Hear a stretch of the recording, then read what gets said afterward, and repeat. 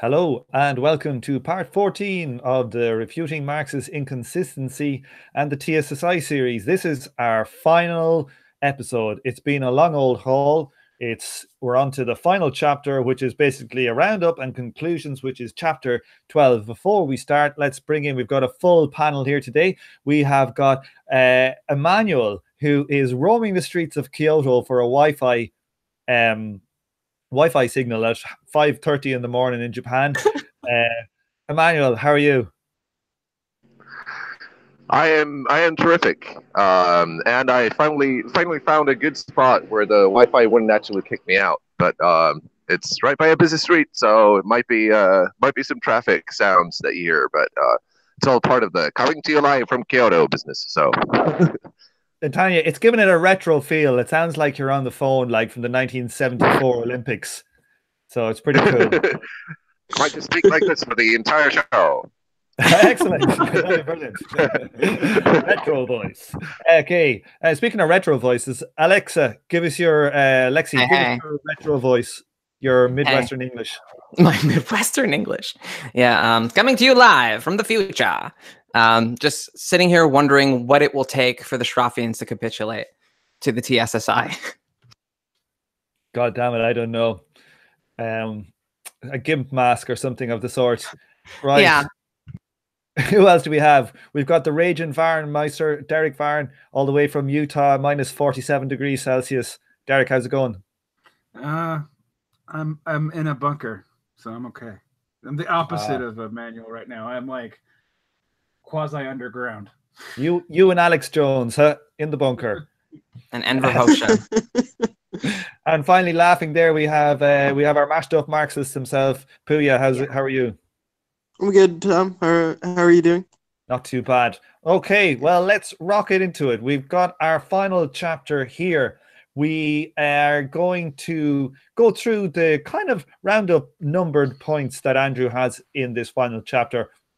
Afterwards, then we're going to have a bit of a discussion on what we think the political implications are and our own individual feelings on the book and the quality of the arguments therein. Okay, who would like to try and go for the first one or two of these? Will I kick it off? Derek, you start. Okay, we have it here. Let me share it on the screen. Sorry, I haven't shared it yet. 1 second here before. That's the wrong button. God damn. We're going through like 1 through 14, right? That's it. Yeah. So just don't go in motor mouth and just yeah. Right. Just wait now. Here, it's taking a second for some reason here to share. Come on. It looks like my browser is crashing. I'm trying to summon my my Lexi's NPR voice. Hold on. We appreciate value. Value. Is this your NPR voice from the 30s? Okay, my computer looks like it is. My Chrome looks like it's crashing for some reason. So I might have to go hop on and hop off for a second here. Okay. That's all right. I forgot to mention that I have the Ahura address on, so yeah, we could start over. It's fine. Well, it'll be live anyway because we are live, so it'll just be me going off air. So if you want to, Derek, you can start with the number 1 or 2, and maybe you guys chatted it, and I'll be back in a minute. Okay. The physical quantities approach, physicalism, is necessarily incompatible with Marx's theory that value is determined by labor time. Simultaneous valuation necessarily leads to the physicalist conclusions. Hence, a lot of internal inconsistencies in Marx's theory arise when he is construed as a simultaneous. Number 2, and then we'll talk about these. Direct textual evidence also suggests that Marx was a temporalist. A great deal of evidence clearly favors this interpretation. The evidence that supposedly disconfirms it admits of a plausible, and in some cases more plausible, temporalist reading. How can you, as a side note, how can you argue that Marx is not a temporalist when, like, labor time is I don't know, man. Category? Like, I don't know, man. You know, what I did just to pop back into some of the source material was I took a look at Schroffia's production of commodities by means of commodities. forget the actual title of the book, but you get the point. I just wanted to I see think that's it. how I wanted to see how his model was built and how he justified the quote simultaneism. And I think he just makes a mention of, oh, well, you know, I added the profit here because then otherwise you couldn't add the profit. And he just moves on. Like it's like maybe a sentence. And he's a very clear writer, very clear model builder. But oh my God, like, why is it obvious that this is okay? And why is it so obvious that once you figure out that it's mutually exclusive with Marx or labor theory of value, that you must keep doing it?